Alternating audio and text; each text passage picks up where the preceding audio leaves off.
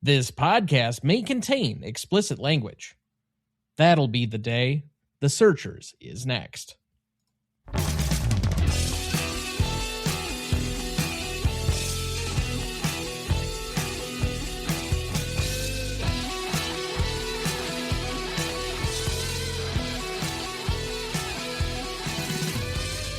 Welcome to the Greatest Movie of All Time podcast, the show that uses a unique grading style to redefine what the greatest movies are. I'm Tom Duncan.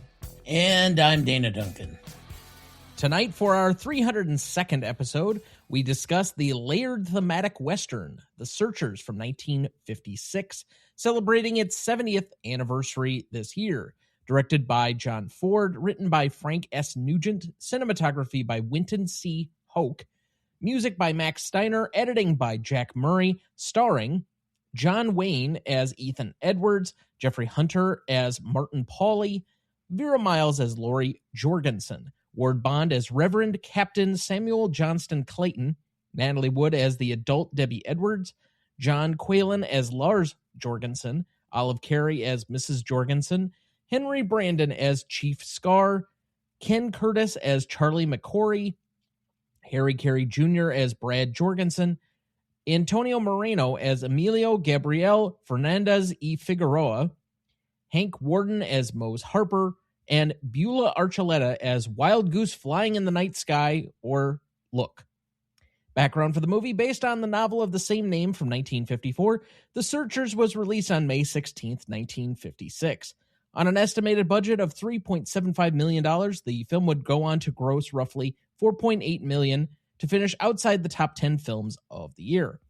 Critics at the time were mostly positive, but it was not nominated for a single Oscar that year. Later assessments have been effusive, with The Searchers ranking highly on most major publications of the best westerns or the best films overall for a number of years.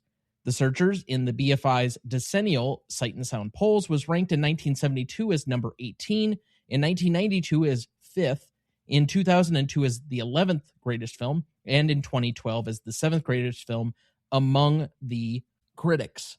In 2006, Writers Guild of America West ranked the film's screenplay 97th in the WGA's list of the 101 greatest screenplays. Entertainment Weekly also named it as the best Western. In 2008, the French magazine Cahiers du Cinéma ranked The Searchers number 10 in their list of the 100 best films ever made. The Searchers was one of the original 25 films selected for preservation in the United States National Film Registry in 1989. The AFI has ranked it on the following lists: AFI's 100 Years, 100 Movies at number 96, their Redux edition in 2007, 100 Years, 100 Movies 10th Anniversary Edition at number 12, quite a jump from 96 to 12. And finally, in AFI's 10 Top 10 as the number one Western film. The Searchers ranked 56th on the Cinema Legacy poll that came out last fall. It currently holds an 87% among critics on Rotten Tomatoes, a 94 score on Metacritic, and a 3.9 out of 5 on Letterboxd. But of course, we can't do this all by ourselves, so we bring in our returning celebrity guest, a film critic and CLP contributor. It's the Biscotti box office bruiser. Please welcome back Kristin Battestella.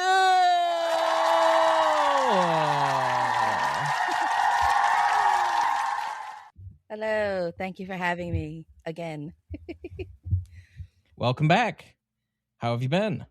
Good. This is my second time here now. So after going through all the massive Cinema Legacy poll, which I kept saying The Searchers number 56. What? Really? No, it should be higher. Should be higher. We'll get into it, I'm sure. Fair enough. It was also the only John Ford film to make the list of the top roughly 122 films. Mm-hmm. Yeah, it's a little bit of a sacrilege. I'm not a fan of recency bias, so. I think there are others in your camp as well, and it was spread out for the most part, with most of the films on that list skewing older, to be fair, because there was only one film within the last 5 years that made that overall list, which was a Best Picture winner in Oppenheimer. And frankly, the two highest decades were the 70s and the 90s, which is somewhat reflective of the contributors that were participating in the poll. But even so, just not a lot of John Ford love. Now, I did vote for one John Ford movie, I'm pretty sure, but it was not this one. Sacrilege. Don't I say voted that for this one. Good. Yes. But I also had Grapes of Wrath. Did you? Okay. Yes. I knew we had covered that early last year, so that stands to reason, of course. But, Kristin, I believe the last time you were on the show, you said that this was your favorite film, and you're on record as saying that. Is that correct? That is correct. Yes. Okay. I think people are surprised by that. I don't know why, but okay. Well, I think it's mostly, and I've seen this bandied about and trying to do some of the research. This is a film that a lot of people know of because it's very critically acclaimed and it's very influential on a lot of big name directors. But it's also a film that not a lot of people have seen, even for a John Wayne film. Yeah. So why is it your favorite? I saw it at a very young, informative age. I guess that we've got multiple generations now who don't have the ability to just see this on video or see it repeated on cable so often. So I think it's maybe fallen out of just being visually accessible to a lot of people. But then when people see it, they're like, wow, I get it. And I mean, I was just to think now that we're talking about, the big films from the 70s and the 90s being the biggest. And it's like to think that here I was in the 80s watching movies from the 50s that are as old now as movies from the 90s. It's a little scary times. But I must have been, this wasn't the first film I saw, but I was still like 3 or 4 years old. I was very young when I saw it, back when it was exciting. We first had a VCR and to go rent all these old movies to see again for the first time. The idea that there wasn't even a lot of things on VHS to see, that it was exciting of, even my parents of like, I haven't seen this movie in 30 years, so to be able to rediscover like all these new classics through VHS again. And I remember thinking it was so long and so arduous, and I fell asleep and I woke up the next day. Like I said, oh my God, did he find her? My parents were like, what? I'm like, did he kill her? And they're like, okay, go watch it again, and left me alone with it. And it was just really the first film. I mean, now my niece is 5 years old and she's into Frozen, so I realize I'm a weirdo, but I was just completely enthralled that this was the first movie that just really stood out to me of like, wow, what? I was completely captivated and completely swept up in it, and it's always stuck with me. I mean, we have movies that we liked when we were kids, that I've been catching G.I. Joe cartoon live streams, and I think, wow, that's a different kind of culture shock. But this, I mean, has really stuck with me. I don't repeatedly watch it. There are other films that are my favorites that I could watch every day, but once or twice a year I watch this, but it just continues to grow with me. I still see something new. It still holds up. I was getting teary-eyed watching it yesterday again. So it's really held up for me. It's just the Scorsese, cinema. For me, I mean, I don't find your passion for it at such a young age all that odd, because I also was quite fond of a different John Wayne film for when I was in my very young youth, let's say 3-4 years old. And that would be, my dad introduced me to Rio Bravo, which happens to be one of his favorite Westerns. So much so that I think I called my grandfather Stumpy. Yes, you did. There was an old guy like you, Grandpa. His name was Stumpy. Walter Brennan.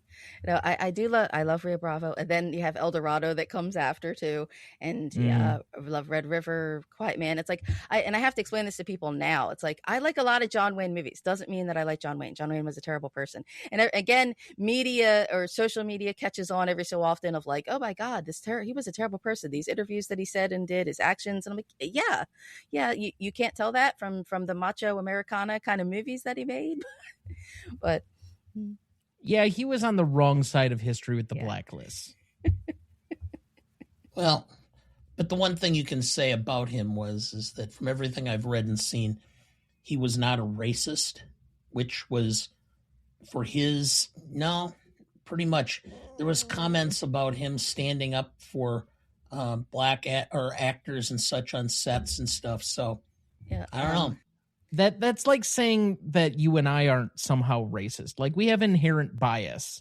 Yeah. There's inherent bias, but when you consider the level of what was going on among macho men in the 1950s. Yes, I'm perfectly aware. Standing up for occasionally, depending on the context, and then like voluntarily associating yourself with, those are very different things. And also, to be fair, Wayne has some very anti-Semitic comments out in the ether. Yeah. So let's not Okay. over broadly say he wasn't a racist. He may have had some black friends. Okay. Well, just also, I mean, his multiple wives were of different Hispanic or Latino Yes. origins and everything. So I don't know if it was fetish wise for him, but then he was apparently also very homophobic to Montgomery Clift. So was he just a person of his time? You know, I don't know. Was he necessarily so bad? Just John Ford apparently was also kind of a really gruff and nasty kind of dude, but also made excellent films. So we have to take. I mean, when we talked about Ben-Hur before, I mean, I often wonder where Charlton Heston would be today. Well, he'd be holding his gun in his cold, dead hand. But again, a person who marched in the civil rights movement in the 60s and was, yes, very supportive then, and then, yeah, completely switched. So who knows? I have a feeling John Wayne would be currently one of the ambassadors to Hollywood from this White House. Mm-hmm. Mm-hmm. He would join the Mel Gibsons and the John Voights of the world. Mm-hmm. I do have the Christmas ornament that they made from the Searchers of John Wayne. That's the only memorabilia I have of his. And out when you go to Amish country, Lancaster way, there are stores, and it's not just one person who sort of wood torched his silhouettes into their artwork or something. There's mass merchandise of the collector plates and clocks and towels and tapestries and pillows, everything you could imagine with John Wayne's face on it. And I'm like, that's a lot. That's a lot. You can tell maybe something from folks who make that kind of purchase. That's why I find this film so fascinatingly ironic. I have to explain to people it's a very racist film, but it's very, I don't know, lighting up those flaws. It's actually very telling, very revealing, and some of the multi-layered things. So it's and again, watching it now, you hear some of the rhetoric that's in this movie and you're like, oh, this reads like right now. Yeah, it's very overtly racist intentionally. Trying to create a film that, I guess, at least in Ford's estimation, was anti-racist, but it feels, in my opinion, a little bit ham-handed in the way it deals with some of it. I understand, obviously, there's going to be racism in the 1800s of America in the West, particularly towards Native Americans. That happened. I mean, what are you going to say? That's at least factual. But also, did we have to lean into it quite so hard? Yeah, your German actor who's playing your Comanche chief, your Mexican in his ridiculously giant sombrero. Yes, that's what I find fascinating about it. It's supposed to be 1868, but you're looking at this I see all the 1956 racism right in here too. Yeah. So, Dad, what is your relationship to the film? Well, this is a film that I remember watching with my dad when I was a kid, when it came on the Thursday night movie or whatever it would be. They would show these. And this isn't, whether you believe it or not, for a Western, is rather an intellectual film. It is not nearly, the action Western that a lot of Westerns of that time frame were going. So as a kid, it was kind of boring to me. I just remember that being the case because there wasn't anything really going on. They're just riding around looking for Scar and Debbie and, whatever. It didn't seem much. And it wasn't until later on that I saw the film again. Oh boy, I had to be in my mid to late 30s when I saw it again. And at that time, it was much more nuanced than I had originally remembered. So, but it did bring back some of the memories that I had, which I'm trying to remember my dad's attitude. I mean, this was in the days probably when I was watching it, when my dad was more like Archie Bunker than anything. And voting for Goldwater? Yes. And then somewhere along the line, he became a liberal. And I still who the hell are you? I mean, did we have aliens come down and take him away and replace him with somebody? Because some of the things he said and did, I was like, I don't know. But And I don't remember his attitude. I do remember some of the attitudes in general during that time frame. And I do know that there was a lot of prejudice yet against Native Americans, African Americans, Arab Americans, etc. during that time frame. Let's just put it that way. It changed over about 10 to 15 years, at least in my house. Okay, I was going to say, in my estimation, there is racial progress that we're currently under. However, we've had a significant backlash to a lot of that racial progress. Yeah. Yeah. I never expected to be in these attitudes again, having to tell my parents, hey, I got called a them, you Italians. Yeah, those people like pizza. I thought my parents thought we're back to this. Okay. I think the only time I've been referred to as a group is usually about Packer fans, and it's by Bear fans. Yeah, Flyers fans are different. Yeah, that's a whole different beast. That's fair, but as the resident Penguins fan on the show. No, I loved Mario Lemieux. I liked those early 90, 92 Penguins. They were really awesome, but I don't like Sidney Crosby. I'm sorry. It's all right. We'll take our 3 titles and be just fine. But anyway, I think this is my 3rd or 4th time with this film. I don't think I saw it until college. I think I put it on because it's a celebrated, like, big title, but it wasn't one that I, like, really grew up on in any stretch. When I originally watched it, I thought it was fine. Like, I didn't see anything particularly special about it. I still am very much struggling to see what other people see in this film. I want to like it. Like, I don't dislike it, but I think it has some definite problems. I think the 3rd act, most specifically for me, has a lot of story issues, and it doesn't really land the plane well. It feels very much like a slapped together Western from the 1950s that celebrated much more for its cinematography than anything else. And, like, I get that. The cinematography, if you saw this like in an actual theater with the VistaVision, makes a whole lot of sense to me on that front. And that will definitely come back up when we get to kind of the nominations and the awards later in the show. But as far as the storyline, and I tend to gravitate a lot towards character development and towards story. To me, the plot of this is a little bit convoluted. They leave some stuff out that's really key. The character of Ethan is somewhat confounding. Like, you're kind of guessing as to where he's coming from all of this stuff, and you just, I don't know. There's a section of this movie that feels like Wayne's character is somewhat unearned. He's just angry for the sake of being angry. Now, if you gave him the requisite background, the quote unquote file scene early in the movie that says this is why he's angry, or gives him like some level of motivation that's communicated to the audience, I think I'd have an easier time understanding who that is as our central character. He's already angry because how many derogatory comments does he mean about or make about the end of the Confederacy and the Civil War? I didn't give up my sword. Yeah. That, again, so he's already angry. Yes, I understand, which is what I said.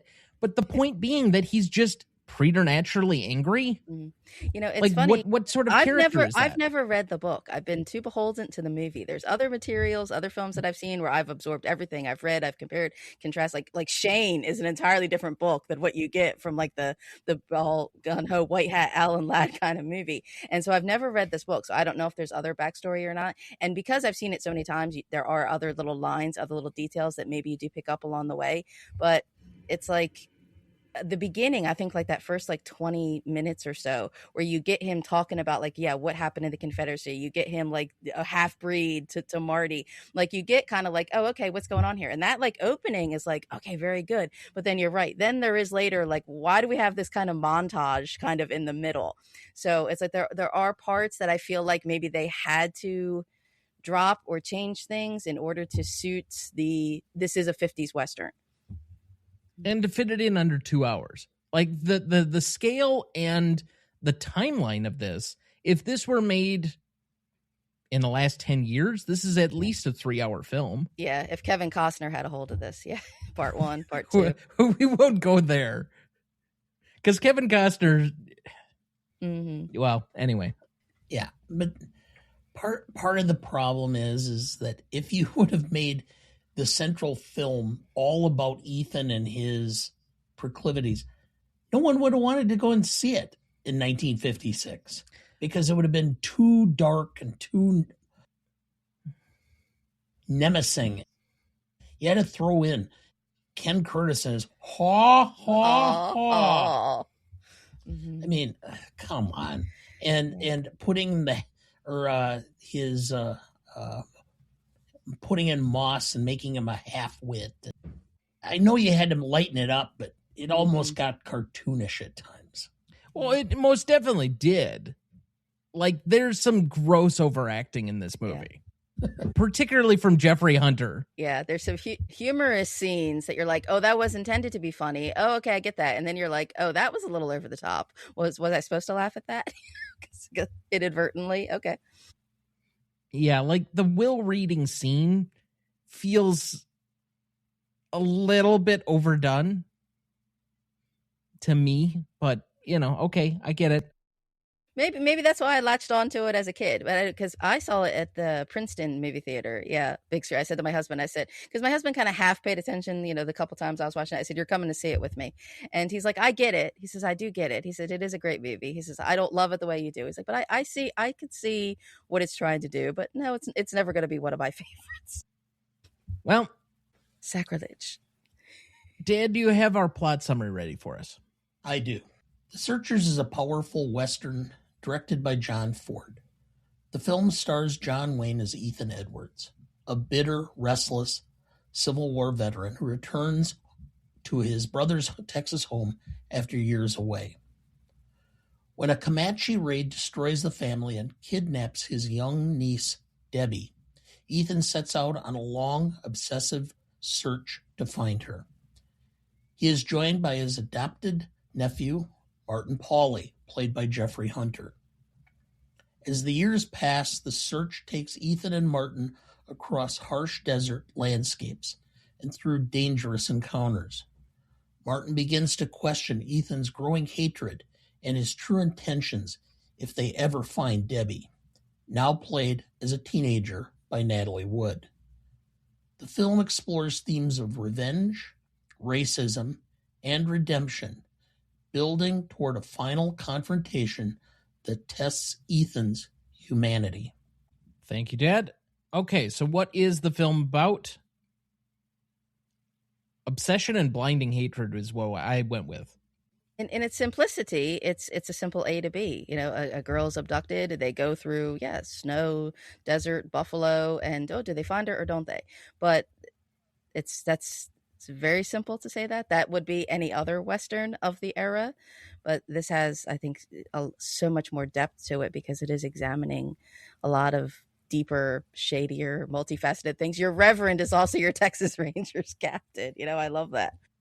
I will get into my thoughts on this later on in more detail, but I think ultimately this film is about, I think it's Ford's effort to kind of expose the anger and racism of the Old West, and that was predominant through Westerns. And ultimately, and I'll get into this when it's into the classics, is this John Ford speaking to a 1956 audience, or is it John Ford speaking to a audience 30, 40 years later?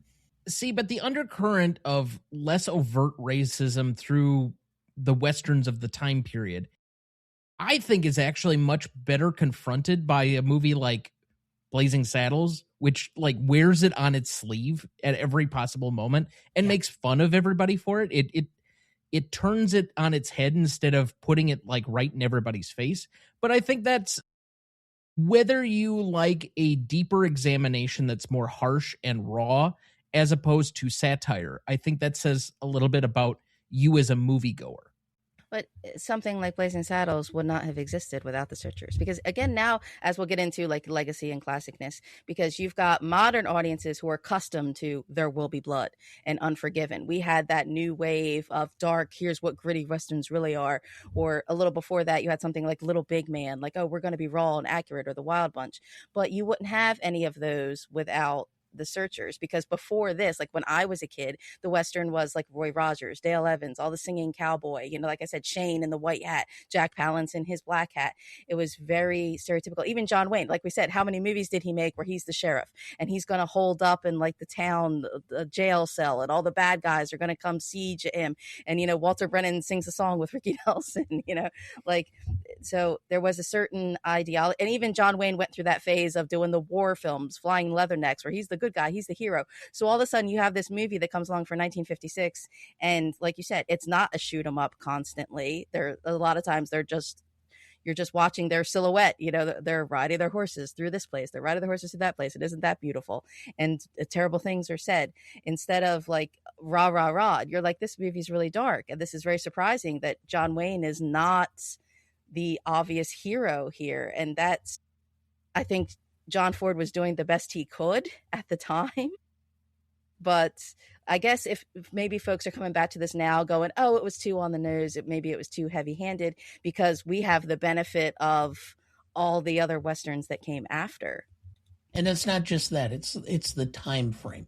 I mean, you had the entire upheaval of the 1960s and early 70s with Vietnam and the assassinations and everything else. Blazing Saddles could get away with it. You couldn't do Blazing Saddles in 1956. There's no way.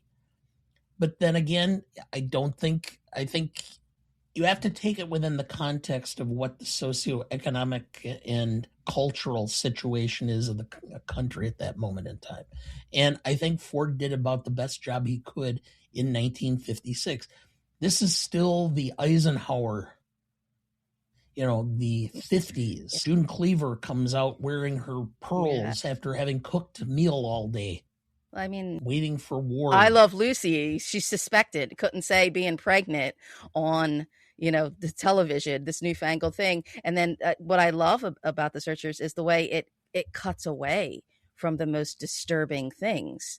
And not because today we would show all those terrible things, but in the 50s they could not. But the fact that they're even suggesting that these terrible things that are happening, and you're like, wait, we can't have Lucy B say she's pregnant on TV, but we can have the implication of this in this movie. And again, 1956, the film is depicting 1868, the post-Civil War. Maybe there was earlier fallout things with him and maybe Mexico from previously. But then you also think 1956, they were still having Civil War reunions. People were still alive, older, but still very aware of that past time period. So you're right. You still had McCarthyism at this time. We didn't get to the 60s yet. So for John Wayne to have pushed the envelope as far as he could, and again, I see more and more, I pick up things I see, and I appreciate things about this film. Did you know a significant portion of the film's plot is revealed on a throwaway prop? Just before the Indian raid on the Edwards homestead, the tombstone of Ethan's mother that Debbie hides next to reveals the source of Ethan's glaring hatred for the Comanches. The marker reads, "Here lies Mary Jane Edwards, killed by the Comanches, May 12th, 1852, a good wife and mother in her 41st year." Some part of the additional backstory that I was discussing earlier. I always wondered, I guess we'll get into, between Ethan and Martha. Even watching it as multiple times as I did as a kid, my mother would sometimes tune in and she'd be like, what's she to him? And I'm like, that's the question, isn't it? So you get pieces of this. He speaks Spanish. He speaks Comanche. He recognizes different scalps. He apparently found Marty. He knows Marty's backstory. Doesn't maybe reveal all of it. So I always wonder, did he originally leave Martha? Did something happen in the Mexican War? Then their mothers, they had previous raids, but yet they still hung on out here. Then he goes and fights for the Confederacy, but then, he doesn't exactly surrender, and he's got like this Yankee gold. There's all kinds of, ominousness. It takes him 3 years to get back to Texas. Not to mention the fact that this was pointed out in he's got the medal, some kind of congressional medal that he gives to little Debbie. And you're like, so wait a minute. Okay, he was some kind of hero, but what's he been up to this whole time? Mm-hmm. And then there's the backstory that was noted to me. Debbie was 8 years old, and Ethan had been gone for about 8 years. Mm-hmm. But then is Marty also his son? He recognizes his mother's scalp on Scar's lance. So you're like, wait a minute, how would you recognize a woman's hair like that? Okay, who knows? Marty's probably been all over the place. Because he's very emphatic to Marty. Debbie's nothing to you. She's not your sister. You're not really related to anybody. You're like, dude, okay, take it down a notch. It's okay. But then he wants to leave him everything. So who knows? Did you know Beulah Archuleta, or Look, was found crying in one of the teepees by John Wayne in between shooting scenes. When Wayne asked her why she was crying, she responded that she was going to miss her son's wedding because she was filming her scenes at the time. Wayne stopped production of the film for a few days and flew her to California so that she could attend the wedding. So he's not all bad. He's one of those, if you were a friend of his, I feel like there's lots of stories of that. If he was die hard, ride or die for you. But if you crossed him once, that was it. Bad people can still do good acts. You know, it's not all good. It's not all bad. There's nuance. Let's say that. Did you know? During filming, a Navajo child became seriously ill with pneumonia and needed urgent medical attention. John Wayne had his own airplane on location and had his pilot take the little girl to a hospital. For his deed, the Navajos named him the Man with the Big Eagle. I'm more surprised to learn that there were actual Navajo on the production. Because again, he also had favorites. There's some recurring people from the John Ford Stock Company that do appear always as the stereotypical Injun, as they say, as needed in a lot of his films. I think some of the folks from that appear in here, like Look's father, I think is also in McClintock or Big Jake, I think. Did you know? Natalie Wood was still a high school student when this film was being made. And on several occasions, John Wayne and Jeffrey Hunter had to pick her up at school. This caused a good deal of excitement among Wood's female classmates. Mm-hmm. Yeah. This was before Greatest Story Ever Told, Jeffrey Hunter playing Jesus, right? Yes. The stereotypical Jesus with those big, beautiful blue eyes. It's the Lutheran Jesus. Yes, Greatest Story Ever Told was 9 years later in 1965. Yeah, because that's... And then he died not that long after. The Star Trek pilot, and then... Yeah. It took 70-some takes to get John Wayne to get a usable thing where his line was, "Truly, this man was the Son of God." It's no that'll be the day. It's okay. Did you know? Reportedly, this film was seen at a theater in Texas by Buddy Holly and his friends in the summer of 1956. They were so impressed with Ethan's repeated use of the phrase, "that'll be the day," that they used it as the title for their now standard rock song, which they composed soon after. You're killing these millennials and these Zs. You expect them to know who Buddy Holly is? The Big Bopper? No. The day that music died? They're not going to know that. Yes. They're too young to even remember the Buddy Holly story with... Yeah, the Don McLean, American Pie. With Gary Busey. That's right, the movie, yeah. That was 77, 78? Yeah. So almost 50 years ago. Yep. Okay. Moving on. Did you know? Steven Spielberg, Martin Scorsese, George Lucas, Jean-Luc Godard, Jean Milius, Bruno Del Bonal, and Paul Schrader regard this as one of the films that has most influenced them and have all paid some form of homage to it in their work. Understandably so.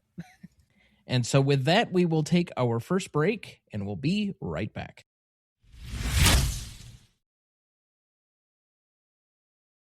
Before we jump back into the episode, next week for our 303rd episode, we discuss the comic book adaptation V for Vendetta from 2006, celebrating its 20th anniversary. Directed by James McTeague, written by the Wachowskis, cinematography by Adrian Biddle, music by Dario Marianelli, editing by Martin Walsh, starring Natalie Portman, Hugo Weaving, Stephen Ray, Stephen Fry, and John Hurt. You won't want to miss that one, so watch ahead of the show by searching the Real Good app to find where it's streaming for you. That's REELGOOD.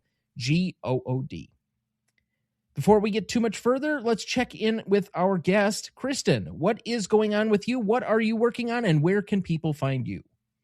Well, mostly I can be heard on the Women in Session podcast.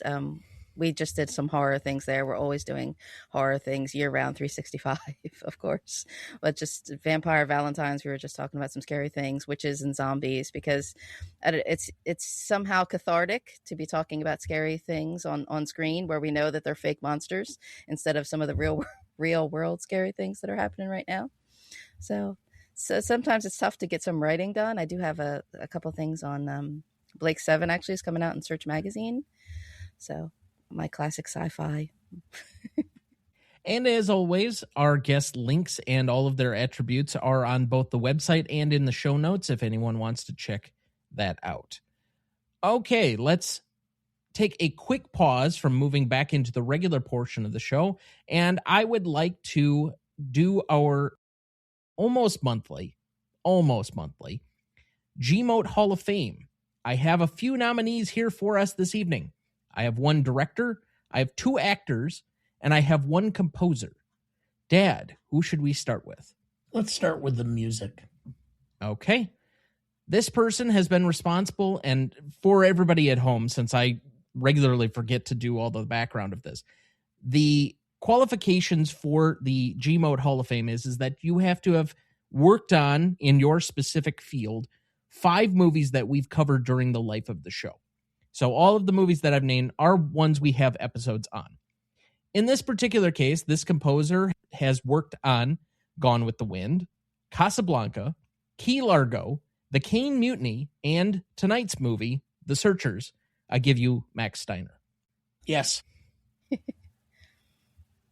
Yeah. He's not necessarily a person that comes to mind or name like John Williams, but it's like when you hear his scores, you notice. You go, oh, who was that? I like that. The Searchers, Gone with the Wind, and Casablanca are 3 fairly large films to put in your credits. So, I mean, yeah. I assume actually all 4 of our nominees this evening will get in. These are pretty well slam dunks. Max Steiner was the hardest one that I might have had to advocate for. So where should we go next, Dad? Oh, let's do an actor. Okay. This person is known primarily as a character actor. He has graced our episodes with films such as The Quiet Man, Rio Bravo, The Grapes of Wrath, Mr. Roberts, It's a Wonderful Life, and The Maltese Falcon, as well as tonight's film, The Searchers. I give you Ward Bond. Of course. Yes. Of course. I mean, Ward Bond would have probably been in a couple more if he wouldn't have had his heart attack and died. Like I said, all 4 of these I would be very hard-pressed not to get in, but just saying. All right, where do you want to go with our remaining last 2? We have 1 actor left and 1 director. Let's do the director. Oh, this is going to be an absolute shock to you. This is the 5th different film that we're covering for this director tonight. He is responsible for Mr. Roberts from our season 1, The Grapes of Wrath, which we covered last year, The Man Who Shot Liberty Valance that we covered several seasons ago, but it was a great film, The Quiet Man, which I think places inside the bottom 10 of our overall list, and tonight's film, The Searchers. I give you John Ford. Yes. In any debate? No. Okay. Which reminds me, I've got Scott Eyre's biography of John Ford that I've been sitting on my shelf. I should pull it out and read it. Okay, finally, we get to our last actor of the evening for our nominees. This person is responsible for being the lead in at least 5 movies that we've covered. I think you know who I'm going to be discussing here. We have Rio Bravo, which we covered for our 25th episode, The Man Who Shot Liberty Valance, The Quiet Man, The Searchers, and Red River. John Wayne. Boy, this is a tough one. You just said so many great movies. Yeah. Yes.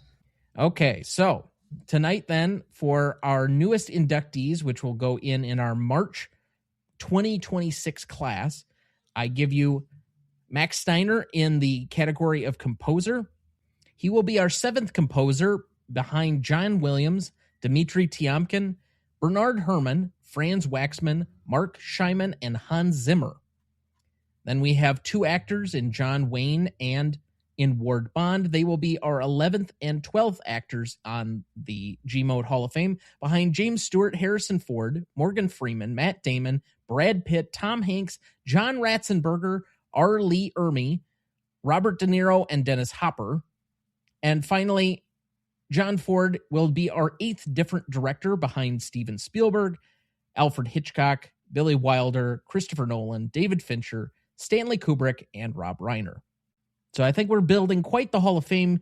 However, Yes. we still have yet to induct a single actress into the Hall of Fame, a single cinematographer, and we even have a casting director. So, take it for what it's worth. But these 4 new enshrinees will bring us to 7 for the year and to 35 total enshrinees during the course of the show. But we got to be pretty close on one actress. We're pretty close on a couple of actresses. By last recollection, Julia Roberts, I think, is the closest that she has 4 so far that we've covered. Then Grace Kelly's got 3 that we've covered. And Katharine Hepburn has only had 3. Bringing Up Baby, Philadelphia Story. Guess Who's Coming to Dinner? That's it. Okay. We didn't do Adam's Rib, did we? We have not. I'm just letting you think, so I might as well vamp while you're doing so. Yeah, I was just trying to think. Didn't we do another film where it was a newspaper? Esque set? So you're thinking of a film we covered for the year 1942, but it was for a different show. Okay. And I think it was called Woman of the Year. Yeah. But that show shall remain nameless. As right. he who must not be named on this program should not be discussed, according to him. We already give him way too much credit and praise and all the other things that he doesn't want. So anyway, we apparently are too effervescent for his taste. Sure, let's go with that. Anyway, that brings our GMOAT Hall of Fame nomination ceremony to an end for March of 2026. I'm sure we'll have quite a few more as we continue on. Basically, every time we come up on another big movie that has a bunch of classic people in it, I start just kind of playing around and seeing how many movies they've had and discover people occasionally across different things. That's how I ended up finally, after like 8 different movies, nominating Bob De Niro way too late. But when you cover like 3 of his movies in the span of like 5 weeks, it gets pretty easy. It's true. But for a man with, I think, 102 film credits, I mean, it's not hard to find 5. What are you thinking about, Dad? He took a big sip. No, I'm just trying to think. There's a particular actor that I know we've done at least 3. Okay. Who recently passed. Okay. I was just trying to go through my head whether there was a 4th. We've covered him at least 4. Actually, no. You're correct. We theoretically could throw out this person who I think we celebrated it was 2 weeks ago, being Robert Duvall, because he's in Network. Yes. He's in The Natural. He's in Godfather Part 1 and Part 2. And he's in Apocalypse Now. Yes. So I guess we save that for next month. I guess so. I knew there was another film in there that I could not remember, and I forgot about The Natural, but yes. Well, he had a mixture of leading parts and then like character actor parts, which is kind of how the recipe for a lot of these people, where you get various random film credits. it's harder to get to some of that when you don't have ensembles for somebody like a Robert Redford, unless you cover directly films that he was the star in, because he was always the star, which I think we only have 4 Robert Redford films, which is why he did not make it in sooner. But we're like Robert Duvall's in Newsies and Margaret is in Newsies. And you think, what are these people doing in this movie? But then you're like, oh, but they gave great performances. I adore the movie, but that's a separate story. Technically, we could put Robert Redford in because we did cover at one time, and it's, I think, now been removed off the channel, but we did cover Captain America, the Winter Soldier, which he is the villain of. But that was not on the main feed. I see. Yes. But eventually, I'm sure we'll get to one of his other movies, and we will finish up his 5 at least, because I can't imagine a Hollywood or a GMOAT Hall of Fame that doesn't have him in it. Anyway, if you want to see the GMOAT Hall of Fame in its entirety with all of our inductees, you can visit the website, RonnieDuncanStudios.com/GMOAT podcast. All of our enshrinees are listed there in the categories of producer, composer, costume designer, art production, production design, etc., writer, screenwriter. All of those are up there. So all 35 different inductees. And there are some people that have multiple inductions for multiple things. So like Stanley Kubrick and Billy Wilder are in at least twice. I think actually Kubrick might be our only 3-time nominee in writing, directing, and producing.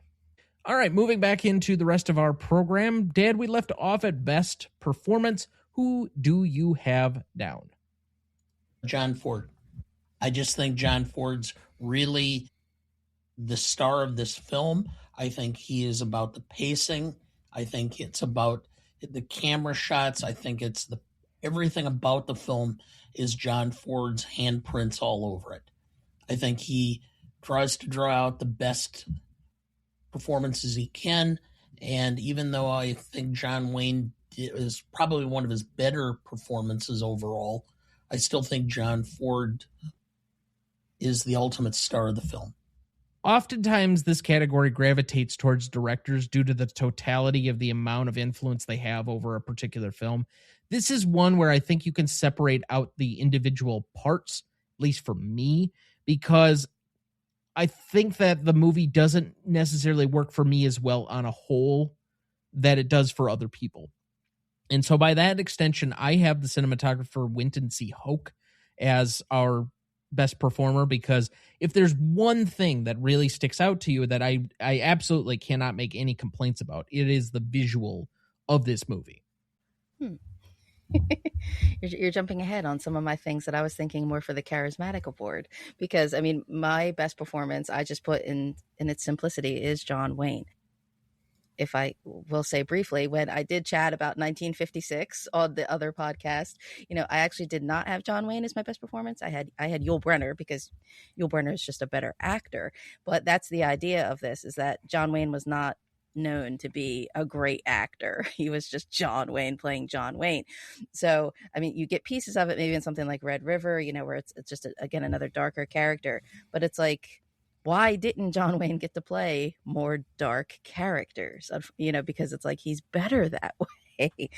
So just the way that Ford frames the camera around him, because we have such huge cinematography, but then we have no close-ups of John Wayne in this movie, where it's like even the camera stops because it's afraid of him. You get a couple zooms, a couple medium shots, but it's like he's grizzled, he's scary. There's near the end where you get maybe the closest that you're going to get, where it's dark right before the raid, and you get like just this little like highlight of his eyes where you're kind of like, okay, he's evil, we know his intention here, so it's the combination of what John Ford creates of John Wayne, but it's like the fact that he was able to extrapolate such darkness out of John Wayne, I find is very impressive. I mean, there was always a harder, grizzled side to Wayne.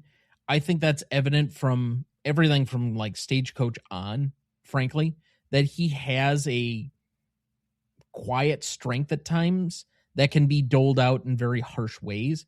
Like, he's not afraid of busting a guy's jaw with his rifle in any movie that he's in. but I think you also are drawn to liking him, which is why he works well as an anti-hero, is that you still have this affinity for him, even though you're supposed to hate him. Mm-hmm. And that's why eventually I went with him as my second performance here. I think it is, I mean, it's probably not his best performance, but it's probably his most complex performance in my mind, because there is a lot that he seems to hold on to or hold back from conveying on screen. And yet you still see a good part that he is kind of holding back from that, even as violent and ill-tempered and outburst heavy as he is during the course of the film. Mm-hmm. That's again, I think we're just in the trappings of 50s cinema. Like when we talked about Ben-Hur, of like, you know, Charlton Heston being so over the top, like I said, but some of his moments in the 10 Commandments, ironically, where he's jokingly, we were laughing about, is he could be subtle, and that was better when you got him being quieter. And like Wayne maybe just didn't have the skill to be able to do that, or he was just in the 50s trappings of, I still have to be cool, I still have to be badass, or in a weird way reserved. Like he's not the kind of method actor who was going to really get down into his emotions. So I think this is better than True Grit, which is what he, you know, wins all the things before, which was more because he was so beloved, which I always find so baffling. But so the idea that even when he was kind of badass and macho, he was still cool. And then in this, you get, he's very serious and he's very dark. And as you're going through the course of the film, you're like, this is not good. This is a kind of scary. Like, what if we took all the good things that we liked about John Wayne and suddenly made them, you know what, pretty menacing? And you're like, damn, that's impressive. I could appreciate that, even if it is still within the 50s trappings. You are correct that there are a lot of major film stars that are, I guess, the perception of an action star from this era, the 50s and the 60s, that frankly, the action movies were Westerns, and Wayne was chief among them. But Gary Cooper or Yul Brynner, at least in The Magnificent Seven, or Steve McQueen, there's just this quiet persona of strength and coolness, I guess, that they were able to translate on screen, or at least were shot in a way that it always seemed like they were able to convey this. But then you also did have your occasional Jimmy Stewart that could be extra vulnerable, or a Montgomery Clift that had a certain thing that they felt like a very injured soul. So other best secondary performances? I had John Wayne. And my secondary would be Ward Bond. I think he's incredible in this. I think before, in my 1956, did I choose him as actually for winning Best Supporting Actor? I know I nominated him because, again, just a stunning undercurrent for what we're saying.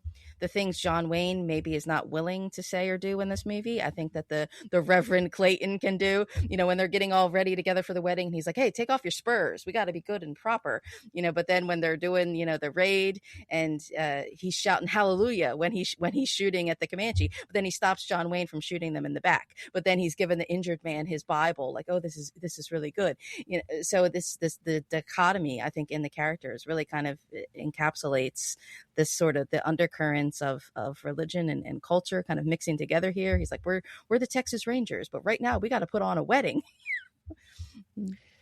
He's always really good at playing comedic, oafish characters that also need a hint of seriousness in them.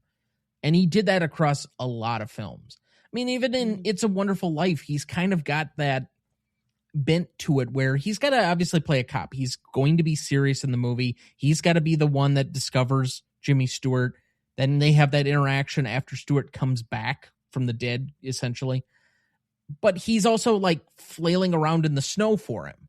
And, you know, he's singing in the rain and things of that nature. So there is a quality to him that he was not in the same category as Wayne. He wasn't too proud to do certain things. He was very willing to do the character actor bit. And I think that's why he's as likable as he is across how many different movies, even though they were discovered at the same time by the same person. Mm-hmm. The John Ford Stock Company. Well, Ford literally pulled them out of USC football practice. Mm-hmm. Anyway, my most charismatic award goes to Vera Miles here. And I am sad to say, I think this might be the last time that she comes up on the show. She is in 3 different movies that we've covered. This is the 3rd different one, with Psycho and The Man Who Shot Liberty Valance being the other 2. She's a very likable person. I'm sorry that she didn't get in better films, that we could have her be the first actress nominee in our Hall of Fame, because I think she'd be well deserving. But she's got this desperation and vulnerability and longing down. I don't know what it is about her necessarily that makes her a good femme fatale, but she always is. You guys didn't do Hitchcock, The Wrong Man? She's Henry Fonda's wife? We have not yet, no. Yeah, I guess, I don't know if it was her fallout with Hitchcock or something, but yeah, she's cut short, I seem. And actually, she's really, I talked on another podcast, the Making Tarantino podcast, Psycho 2. She's actually really good. And you thought, why did she get put out to pasture too soon? Because she's really excellent in that also. I could see why you choose her. I mean, because in many ways, she's what saves that kind of middle lull, because she's the one reading the letter, and it's her kind of angst at home. Like, she's not out, on this journey. She's got to sit and wait, stereotypical of the woman. But at the same time, I think what would correct your problems with the story is if we didn't have that middle montage reading, if they just came back at the wedding. So it's a catch-22, because I love her character in this, but it's part of you's like, would it be the better film if we were just following the 2 men on their journey? Maybe. I don't know. I mean, I can see it both ways. I don't feel like that is the part that loses me, even though I think there are parts of this film definitely that drag, and the middle is one of them. That's one of the parts for me that I thought, okay, I get it. It is a lot more comedic, that section of the film, than other spaces within it. And so it kind of breaks up some of the monotony, but okay, point taken. And again, you have the nail on the head of the movie comes from Vera Miles, because you have the funny wedding scene and it gets all dark and serious. But then she says, but you know what?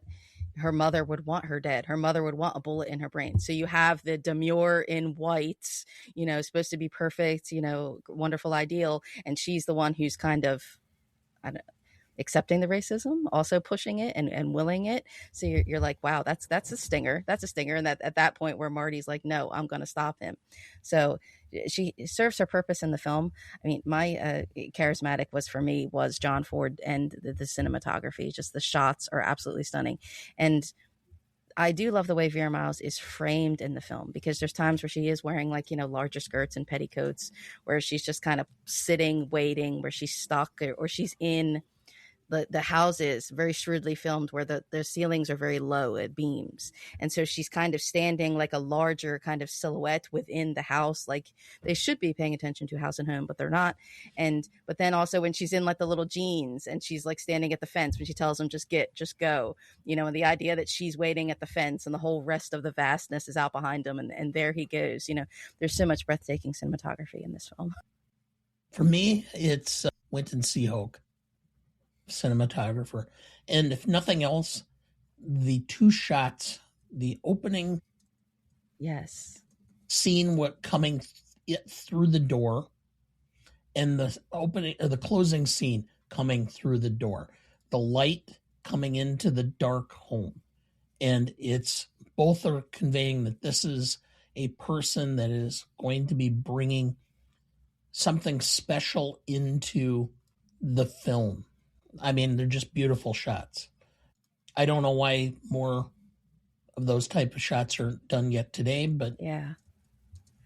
I look at this film and I think, why did we ever stop making movies like this? I mean, just the practical filming. I kept looking at this going, today there would be people watching this on their phone and going, oh, what great matte pictures they did in the back. What CGI they filled in. And it's like, guess what? No, that's not. That's real. That's all, just the vastness of the desert that's playing a character in a way unto itself, and it's so stunning. I don't know why we stopped filming outdoors with brightness, with color, that it's so lavish in its simplicity in a way that the characters are so small within, when they're going past these huge rock formations, you just see their little silhouettes like waving in the distance, where it's just so, again, part of it, this search is seemingly insurmountable, that what, like, and the little white, like little Victorian house that's among like the orange rocks that has no business being there. While they're all, we be Texicans, and maybe this land's going to need our bones, but it's going to be great, And then it's like, but you shouldn't be here, and the way you said, pieces that you can then pick up in the dialogue that match this. Like Ethan's mother was killed by Comanche, but then when you actually get to talk to Scar, he says, well, my son was killed by the white man, so this is why I do what I do. So it's like this manifest destiny, like dominance that plays out in these visuals is just excellent. Well, and now that you mention it, and it plays out very similarly to modern issues, the notion that we have such a long history of acts against one another that nobody can actually stand down. And it very much reminded me, or at least made me think of like the Israeli-Palestinian conflict, that it's so entrenched at a certain point that you've done me wrong here, there, and everywhere, and I've done you wrong here, there, and everywhere. And you just cannot, the hatred is so built in, so deeply rooted that it's going to be hard to ever separate you from all of this stuff. And it may not have even happened to you personally, but it's just the totality of the amount of dominoes that have fallen during the course of time that has led you to this place. Mm-hmm. And I mean, this is right after the Civil War. I mean, there were already all kinds of they called them Indian wars at the time, the way we were conquering out the West and the territories. The whole, I get frustrated here when people complain about Spanish. I have to say to them, Spanish was here first, right? When you look at films like this, oh, guess what? New Mexico, the entirety of the Southwest belonged to Mexico. Have you ever seen Zorro? Like people forget. At the same instance, yeah, everything builds up, but then people want to forget history. I mean, with the time this movie was made, we were friends with the Shah of Iran, right? Was that 56? Yes. I think that was when we overthrew the democratic government of Iran and installed the Shah. Yeah. Mossadegh. Yeah. In 56. Was it 56? Yeah, it was 53. Well, maybe, but I mean, that's how far back it's going, is 70 some years for the relationship, that why Iran hates us the way that it does. Or at least the governments of Iran. And here we are again. All right, let's move to best scene then. I have 5 nominees here, and I don't think I could possibly have covered everything in these 5 nominees, but I have Ethan Comes Home, which is the opening scene. I have Returning to the Edwards Farm, which is after the raid.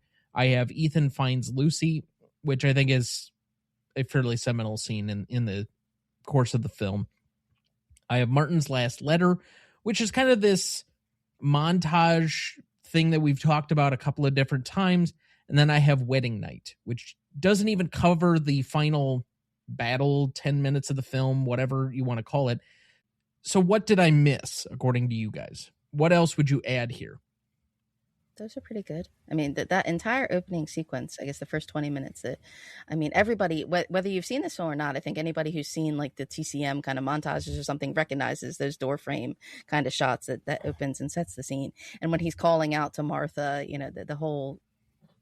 the whole sequence is just incredible. Like, even if you think it seems slow and dry, or you think you're into a stereotypical Western at that point, it's like you're hooked. You're like, okay, wow, we met these people, there's issues, things are happening, and now we're on a goal. It was little Lana Wood, and now we're going to find her. And then when you get the Lucy moments, I mean, that is, if there's any time where John Wayne is getting out his rage, it's kind of funny because there's the gif of that it's easy to kind of plug in, like I've used it to you guys, spell it out, draw me a picture, but the fact that the movie goes there, that he's willing to go there, is like that's pretty incredible. And then you get the little bit of the afterthoughts where it's the Harry Carey Jr., Brad, her fiance, runs out in, and then he just later says, I wrote you a letter about your son's death, sorry, which is very cold. So the way he can go from such rage to such cold is very touching. So there's a lot of big scenes of this, but then there's also little small things within scenes as well, I think, that are really excellent. Dad, any other nominees? No, I don't have any. I mean, I could add some, but I'm not going to, they're not something that I'm going to pick for our categories anyway. So what difference does it make? Okay. So then out of these 5, what is the best scene? For me, it's Martin's Last Letter. because it so encompasses so much of what's going on throughout the film. There's certain elements of comic relief from it. There's so many interweaving Intertwining. of different elements of the stories. So to me, it builds the gap, or the from the middle of the film, or the first portion of the film, to the end. And I think that vehicle in and of itself was mastercraft in weaving all that together. Yeah.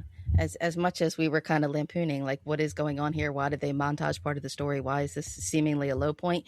It does really the best that it can do. And because I think you have to step out of John Wayne's sort of focus. So you get a letter from Marty's point of view. So he's getting the marriage, jokes.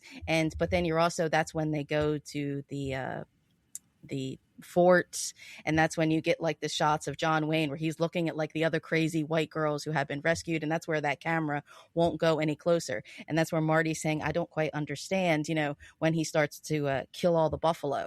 And he's like, we only wanted one thing to eat. And he's like, no, he's like, they're going to starve themselves. He's like, there's not going to be any food in their bellies. So you need to both advance how much time has passed, and have Marty is the one saying how far gone Ethan has gone. So it's like the montage serves its purpose in a way. I mean, I wish maybe they had done something differently if we had only been the two of them, isolated and seeing that rage. But the montage really does kind of put everything all together. And I guess the humor of the wedding would be even more out of place if we didn't have some of the humor in the letter first. So the fact that there are a couple humorous beats, I get why they had to do that. But the more you see it, then you're also like, the humor is also kind of deflecting the darkness that's coming to a head in the film. I went with Ethan Finds Lucy. I think it is probably the most emotionally wrought, heavy scene specifically.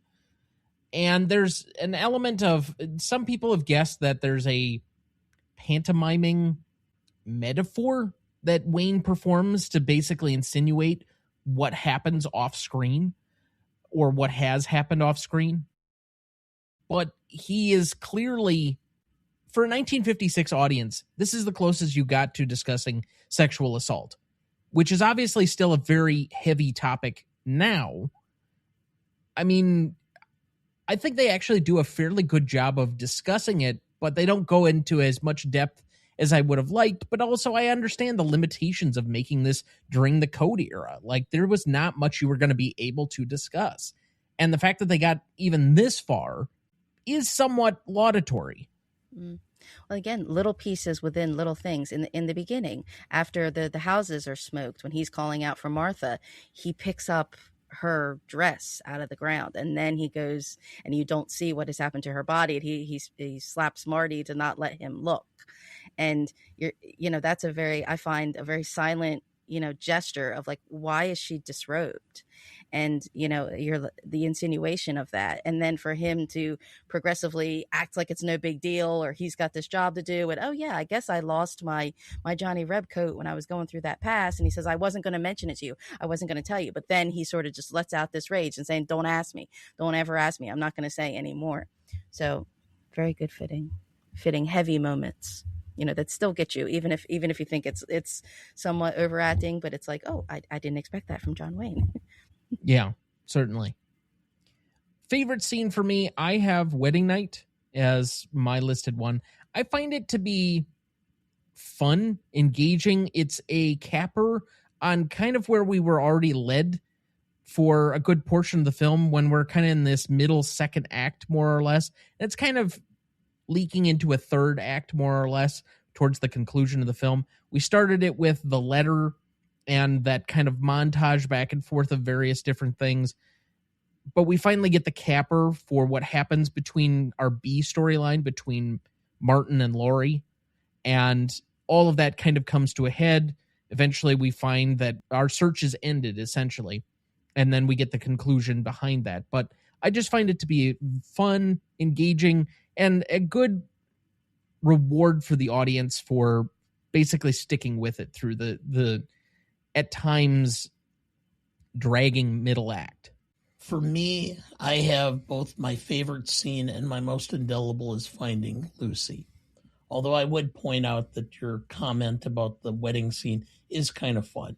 And, if you knew anything about Ken Curtis's career, he started out in the Sons of the Pioneers, which was a cowboy singing group that did all the shorts. Was on with Gene Autry or with Roy Rogers and made all the shorts in the 30s and 40s. And then he did this and a few other films. And then he ended up as Festus on Gunsmoke, which most people of my generation would recognize immediately. But anyway, I have Ethan Finds Lucy because to me, that's always the scene that's the most, you could just see the rage within John Wayne at that moment in time. And he's trying to protect the others, but at some point the rage just gets too much and he can't contain it. Yeah, the difference between when you get the culmination with Lucy and then the wedding scene, and right before that with the letter where she's like, he spelled it with a Y. You think he'd know it was I-E, and he signed his full name, yours truly, Martin Pawley. She's like, he didn't even ask me to wait or anything, and then you have him singing like oh, skip to my Lou, my darling, and you're like, she's gonna fall for this instead. Oh, okay, So the idea that you get the payoff between he finds Lucy and then that should be it, and they go back to the wedding, and it's like, that's not it. You have the hubbub of the wedding and you say, no, it's not over. He's got to go back and still finish his search. And my favorite, it's a very specific moment, is when they're in the tent. You have the whole preparation, the whole buildup of where he came to talk trade. He's big shoulders. He's he who follows. And he says, oh, you speak pretty good English. Who taught you? And he says, you speak good Comanche. Who taught you? And they get in and he's saying, I've had many scalps. And the way the lance comes down over their faces and then both of their eyes just look up and that they've seen her. And it's, again, surprisingly subdued from Jeffrey Hunter, which was so the more impressive. And he kind of reacts, and it's John Wayne's kind of telling him like, no. And then you look up and it's her, even though we have not seen the adults. We saw little Lana Wood. We have not seen Natalie Wood at that moment, but when that lance comes down and they look up that they know who, and then we see her and we know. And I find that moment absolutely captivating. And then you get the whole sequence after where she comes out to them and she shows up in the distance because Martin is in the front laughing, going, they call you big shoulders. And you just see her little figure kind of come over and the music cue rises so perfectly. And then she first says like utmea, like the Comanche word, like go. And he's like, don't you know me? Don't you know me? She says, I waited for you to come and get me. And then when John Wayne's like, stand aside. Yeah. And you're like, no, man, no, no. And then of course it evolves in, a big action shootout, of course. But it's like those key moments of like, the difference between the look in his eyes of like the recognition and the look of his eyes of like, she's dead to me, is just captivating. And I don't even remember the first time I saw it when I fell asleep. I just remember waking up thinking, did he find her? Did he kill her? Which one was it? Because I thought it was going to be one or the other.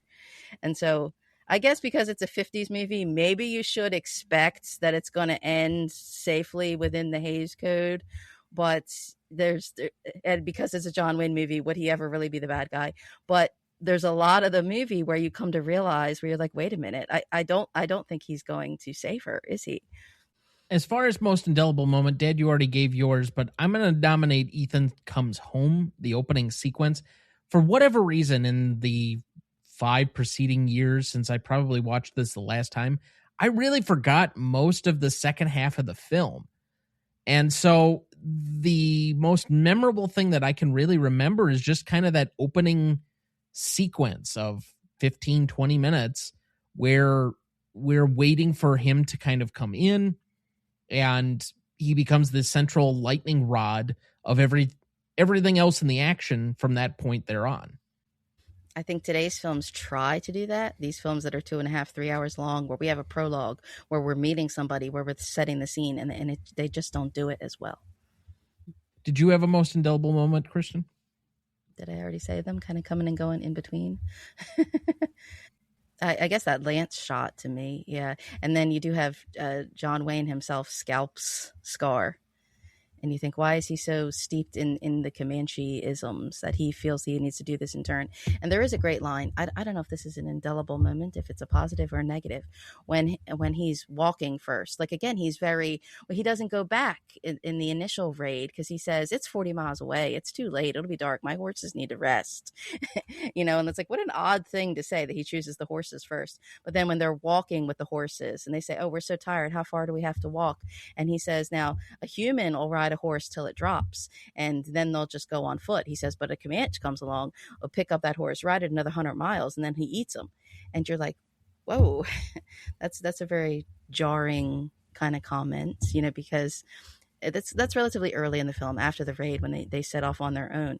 So it's very, you begin to sense there's more to his backstory, to his evilness in a way, the way that just that terminology that, again, unfortunately, that we're hearing again, is that the idea that of treating people subhumanly, when we've seen, previously, again, the freaking ape imagery that stupid obnoxious Trump brought back, this ideology of dividing subhumanness, and so that terminology is a very, again, seeming like, oh, this is just a Western, it's just cowboys walking through the desert, and then you get such dialogue and you're like, that's pretty heavy. Okay, I know what kind of film I'm in for now. Well, that looks like a good spot for our second break. We'll be right back.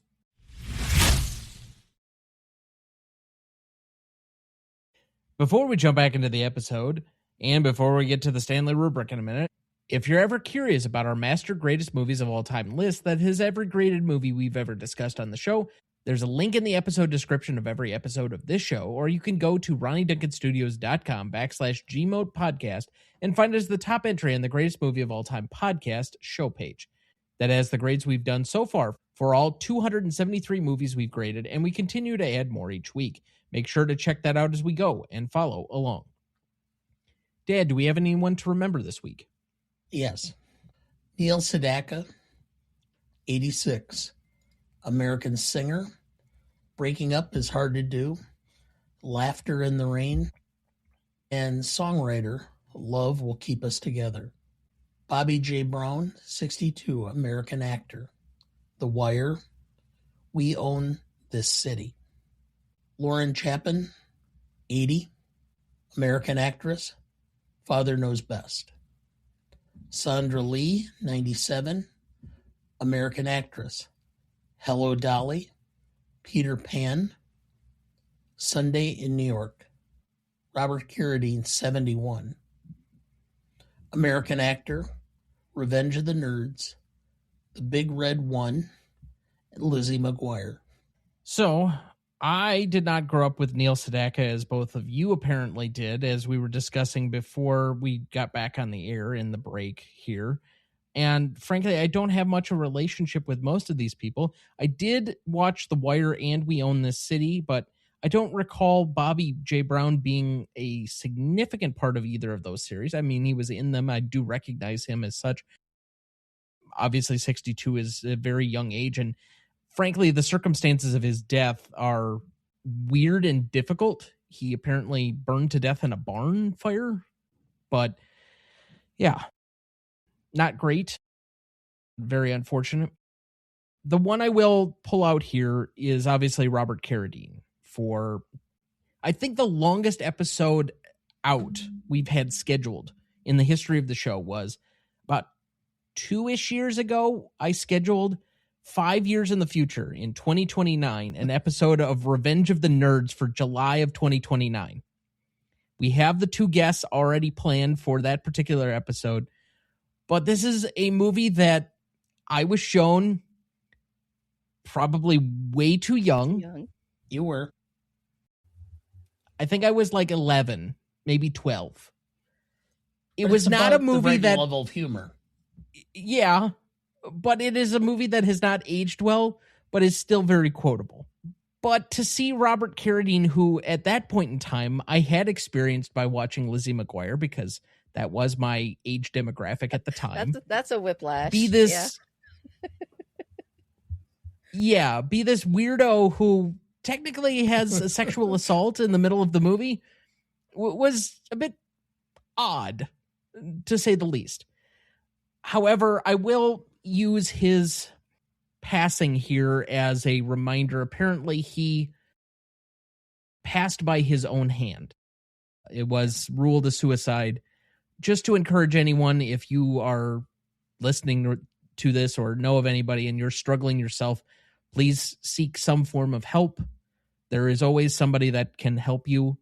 Everyone who cares about you is out there wishing that you would reach out to them. So if you're at all in need, please find some type of mental health counseling, crisis. There are hotlines, whatever. Please reach out. But otherwise, any additional comments on our honorees this evening in Memoriam?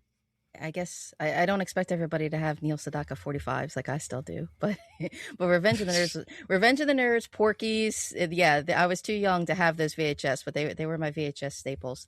And when Robert Carradine passed, because as we talk about some of these great actors, like their father John Carradine, again extremely prolific, wonderful. I'm sure you've talked about, even Grapes of Wrath. He's in 10 Commandments. He shows up everywhere, 300 some movies or something. Also was not exactly a great dad, was actually probably a terrible person. And it's strange to find out that it was more like David Carradine was the one who was actually raising Robert. David Carradine also, David, not Keith. Yeah, David was the one who died autoerotic asphyxiation, which Robert apparently was very frank about, saying that's what kind of what brought on the onset of a lot of my troubles. So I feel like today we want everything to be glitz and glamour or shiny or something. Even if we have like Me Too movement, it's like we're ignoring what's happening with all the Epstein things. It's like, when people say, they have trauma, believe them, listen to them, help them. Yeah, we can like actors when they're terrible people, but we should do more.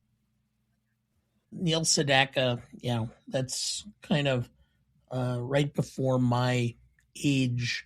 I mean, I had some of his songs and such and stuff, but Lauren Chapin, Father Knows Best, was Robert Young, and that show was a black and white. It was on reruns when I'd come home from school, so I recognized her as a little child. I mean, she was the youngest of the children on that show. And Robert Carradine, obviously. The film The Big Red One, anybody familiar with it? The Big Red One happens to be the only other film that I remembered, other than Star Wars, that Mark Hamill starred in. Okay. It is a World War II film, and I watched it. I think it was right after its release. It did not do well in the box office, and I remember watching it on HBO and was very interested in it. Let's put it that way. And that was the only time I had seen Mark Hamill outside of Star Wars up until that point in time. So we remember these here fondly for their contributions to the arts, with a moment of silence in their honor.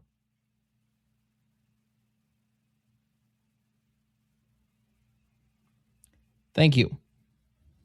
All right, let's make the awkward transition to best funniest lines. I will start with Martin. I hope you die.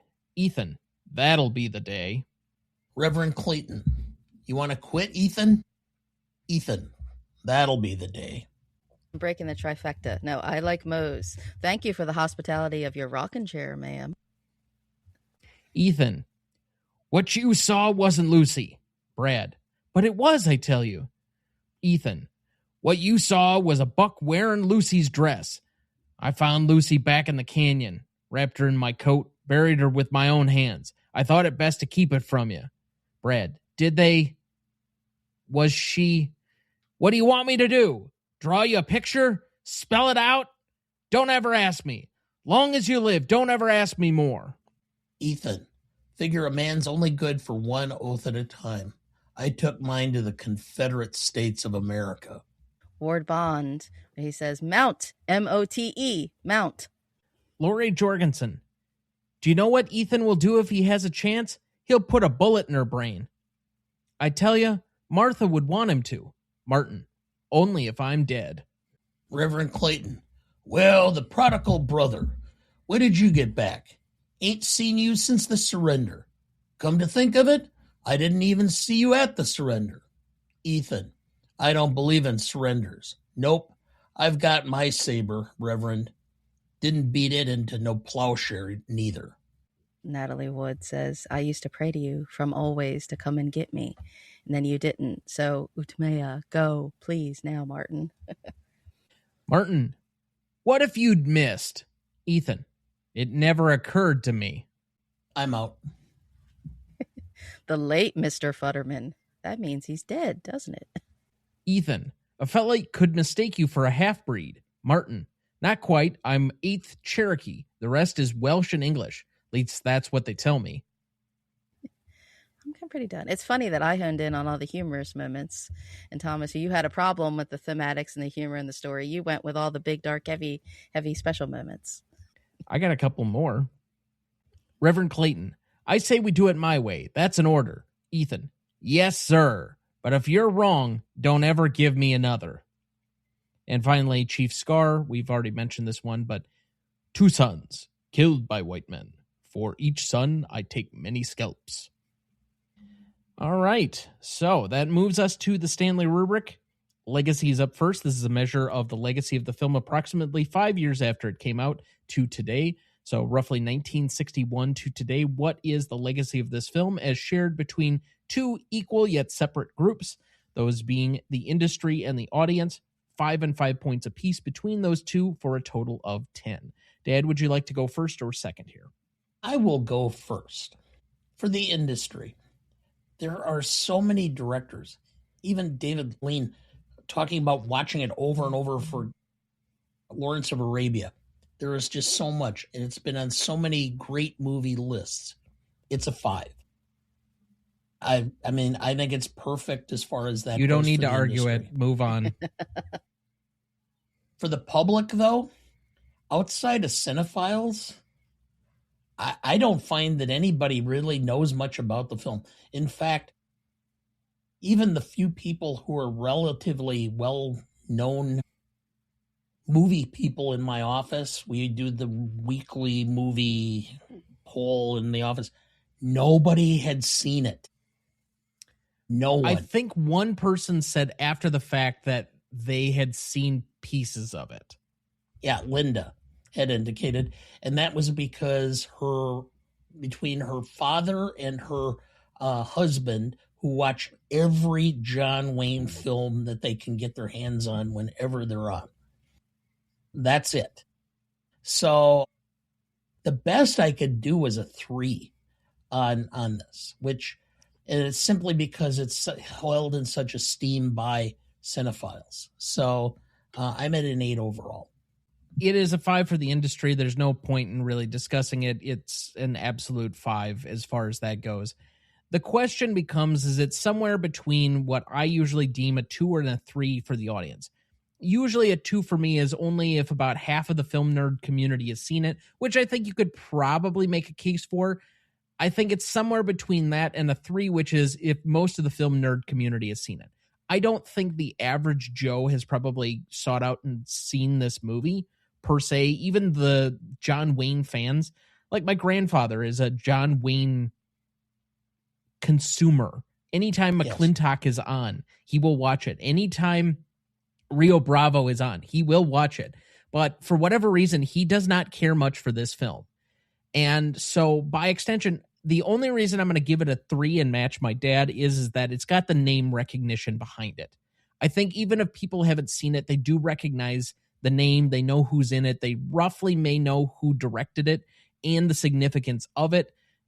But that's about as far as it goes. So I also will have an 8.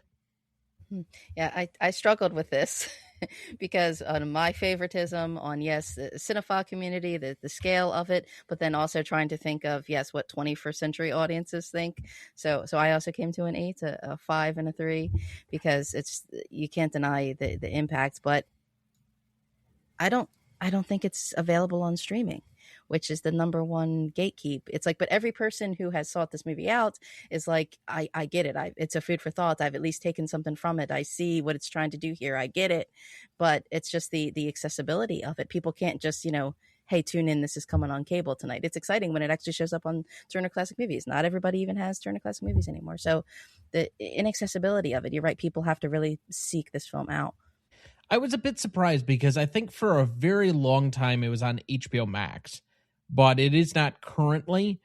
And I'm a little surprised that it's not on one of the like fast services, Tubi or Pluto or whatever else, just because there are a ton of Wayne Westerns that fall into that category that are constantly played. Like there's, I think, a John Wayne channel on Pluto. So for it to not be there is kind of unusual, but I understand. So thankfully that's some easy math. We have an 8 between the three of us. Impact and significance. This is a measurement of the initial 5 years, so 1956 to 1961. What is the impact and significance among those same two groups we had for the last category, the industry and the audience? 5 and 5 apiece for a total of 10. Dad, since you went first the last time, I will go first here. Usually, in order to receive a full 5 from the industry, it needs to have some level of significant box office receipt, change in industry norm, have significant awards attention, multiple things that kind of go into that. And I just don't see that here with this film. I think it was received well. I don't see that there were many critics that were negative about the film, although some were more effusive than others, which normally tends to be the case. But there was 0 awards attention at the time for this film. So by extension, I can only really raise that to a 4 based on our own standards. As far as the audience on this one, finishing outside the top 10 of the year when there really weren't a ton of major films being done, yes, it did make its money back, but I have this at about a 3. So I'm at a 7. When I looked up the box office, this was 6. No. Okay. $4.8 million in receipts or rentals from the United States and Canada. If you look at some of the other films there were other films that were much more ahead of it this year. Like The Man Who Knew Too Much was outproducing this by leaps and bounds. The list I saw had that behind it. No. Okay, well then I'm going to have to change that because that's not what I had. But so I agree with you on the evaluation for the industry. And I had a higher number at 4 for the public. But if it was outside of the top 10, as you indicated, and the place I looked had it at 6th, I guess I would have to go with the 3.5. So I'm at a 7.5. I was actually a 3 and 3. I thought, okay, try and be realistic about it because I don't know how this film just seemed to go under the radar at the time. I guess people thought, oh, it's just another John Wayne vehicle. The way it wasn't even nominated for anything still infuriates me terribly. I guess it wasn't going to beat out Que Sera Sera. I like the song. It's got the mellow ride away symbolism. I get it, but I guess it wasn't going to be Que Sera Sera. So yeah, 3 and 3. Do the math. Yeah, it's not as clean at math as the last time. This one is a 6.83 average between the three of us. Let's move to novelty then. This is a category measuring anything having to do with the originality of the movie and the execution, 5 and 5 points apiece between those two halves of this category for a total of 10. I guess I shall start here as well. On an originality front, I think confronting the raw nature of racism in this, it's overt, but it's not the only thing in this movie, and it does retreat to some fairly common staples within Ford films. Like, you can tell this is a John Ford film. There's blends of certain characters, there's comedy, there's the landscapes. I don't know how audacious it was compared to some of the other films of the moment. It's also a Western in a prototypical time where Westerns were very popular. I just don't know if it was necessarily reinventing or reinvigorating the genre at the time. It's well done in a couple of aspects, which I'll get to for execution here, but I have this at a 3.5. And then as far as the execution of the film, I do think that there are some character development issues. I think there are some third act issues in this. I think there are a couple of characters that grossly overact in the film, particularly Jeffrey Hunter is quite overacted, but the cinematography, some of the casting choices, they've got some very good supporting characters in this, in Ward Bond and Vera Miles, that we obviously nominated. I think that even for all of my knocks on it, I can still give it at least a 3.5 there. So I'm at a 7. For me, originality, I think the whole concept of obsession was very original. And while the racism was very original, I understand your point is not being excessively overt enough to be, out in the forefront. But I think it's pretty damn close. So originally, I'm going to go with a 4.5. For execution, I would probably have it at a 4.5, except for the fact that there was there's so many parts of this film that just kind of are borderline absurd at times. So I can't go with the 4.5 I originally wanted to do. So I was originally thinking of a 4. I waffled between 3.5 and 4 back and forth and figured a 4. I'm just going to stick with my original 4. So I'm going to go with the 9.5 that I originally had. You need to redo your math. Excuse me. Yeah, I guess so. Originality was 4.5. 4.5. And a 4. So 4 is 8.5. Did I say 9.5? You did. Okay, that's my mistake. I had the math right. I just misspoke. Sure. Okay. We'll let you have that one. Yeah. It's okay. Yeah, I've misspoken all night, getting excited, slurring, and there's this part. There's that part. There's this part. There's that part. No, I tried to keep it simple. It's just a 4 and a 4 because I do think this is very original in a way that there up until this point there never was a Western like this. Maybe you could say Red River, but Red River does have Dark John Wayne, but it is a much more straightforward, traditional, Stampede style design kind of Western, which I still do adore. But this is, you come into this movie expecting one kind of Western, and then you get something completely different out of it. And my problem with you're right, the execution is like there's cavalry scenes. I feel like that is to placate people who I guess were expecting like John Wayne, John Ford, like cavalry kind of movies. Like, we're gonna make fun of it's Patrick Wayne coming in having his moment. Boy, watch that knife. Like they're making fun of the yellow backs, while their jackets and everything is still trying to, I guess, catch that. Now we've had our story. Now it's time for fun. So I feel like you do have to predicate a lot of this movie when you watch it. Yeah, okay, there's going to be scenes of its time, so to be balanced, but. So 4 and 4. I think there's a lot still to take from this movie, even if it has a few flaws. I think I'm going to give it an extra half point, and considering it as we've been discussing it, there aren't a ton of American films, and especially popular American films, with one of its biggest stars being an anti-hero well before it became a cultural staple. And even then, it's several decades into the future. So I'll go with an extra half point, which will raise the average to an 8 on this category. I mean, your hero is negative. That's like, oh, what a shock. All right, let's move to classicness. Classicness is a measure of basically how well something is aged or not. And because of that, usually things age poorly over time, that they take on the context of where they were in the moment. And with the benefit of modern hindsight, we can usually knock off a lot of points if we really wanted to. So we usually start at a higher baseline of a 6 as opposed to a 5 as the median point for this category. And from that point, it is a category dripping with nuance. So we turn to our senior nuance correspondent, Dana. We salute you too, sir.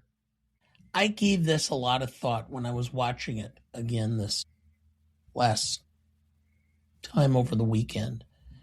And I was trying to determine whether this was Ford stating what the accepted norm was at the time of the film being, or the period by which the film was set, or if it was Ford highlighting this and trying to shed light as to an antiquated view.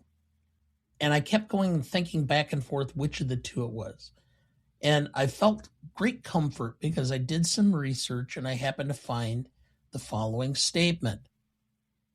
Is the film intended to endorse their attitudes or to dramatize and regret them? Today we see it through enlightened eyes, but in 1956 many audiences accepted its harsh view of Indians. Roger Ebert. So I will take great comfort in the fact that I apparently had a thought even somewhat close to the great Roger Ebert.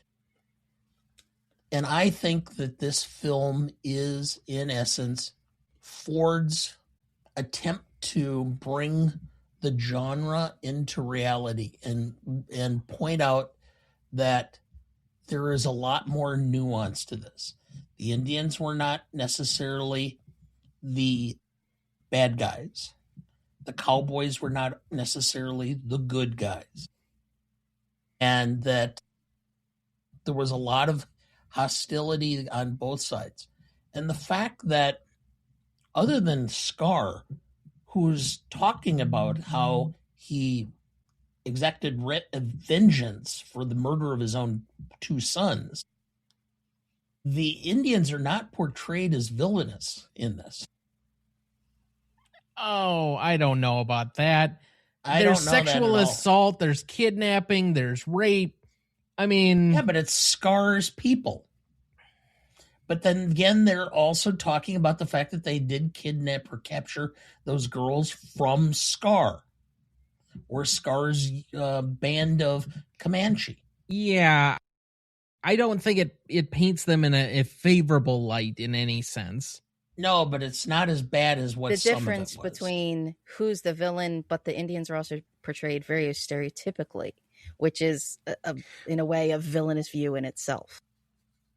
Well, I mean, for 1956, I'm not going to necessarily hold that against the film because there wasn't a lot of nuance to how you portray Native Americans on screen or using actual Native Americans to portray Native Americans on screen. I mean, we had a very famous Italian basically being the Indian in charge of recycling for whatever. And that was a commercial from the 70s. So it's not like there was a whole lot of enlightenment going on in the country for many decades until apparently Kevin Costner. Yeah. Ebert's essay that he had written went on. The Searchers was made in the dying days of the classic Western, which faltered when Indians ceased to be typecast as savages. Revisionist Westerns, including Ford's own Cheyenne Autumn in 1964, took a more enlightened view of Native Americans. But the Western audience did not want moral complexity, like the audiences for today's violent thrillers and urban warfare pictures. It wanted action with clear-cut bad guys. So I'm going to give it more kudos to Ford because I and I framed this early in the show where I said, is this Ford developing or putting together a film for 1956 audiences, or is this Ford creating a film that he is speaking to later generations about? And I think it's more of Ford trying to lay his legacy as being more than just the Western as an action film genre. And so I'm going to give him some points up. In fact, I'm going to go upward, even though there's a lot of problems and there's a lot of issues in this film both ways. And I could go through how I calculated my points up and down and whatever. I don't think I need to. I'm just going to say that I think this is an 8. I think that there's enough here from a legacy standpoint that is the number that I think is deserving of this film. Okay. I don't have an issue with the racism within the movie. I think it is somewhat reflective of the attitudes of the time and of the era it's depicting. Yes, some people are uncomfortable with it, but it's kind of the point. What I have a problem with is it doesn't earn the racism that it uses, in my opinion. I don't think it sets up enough the animosity other than just we hate other people because they look different or they act different or whatever else, which I guess is what racism is. But you would think that there's at least some earned animosity between them because they're both trying to exist in the same sphere. The Indians are going to attack the settlers because the settlers are coming into their territory and they need to be protective of what they have. Likewise, the settlers are taking cavalry and trying to murder all of them, which you would think, I don't know, build some level of animosity. But this film shortchanges us on some of the building blocks that I feel were necessary to really earn some of the things it's talking about. And so by extension, I have to take a point off for that. But I still have a +2 for timelessness because I don't think that this movie is impossible to watch. I don't think it's the most entertaining John Ford movie. I don't think it's the most deep John Ford movie. I don't think it's the best John Wayne movie that I can name. But it is watchable. I don't find it to be like cringy or anything that I have difficulty with that. So from that standpoint, I have a +2 for timelessness. So -1 +2, starting at the baseline of 6, ends in a 7. You're killing me. I was gonna let my bias show here, and I wanted to say 10. On the our cinema legacy poll, I did have this as my number one film because just the influence that follows in its wake.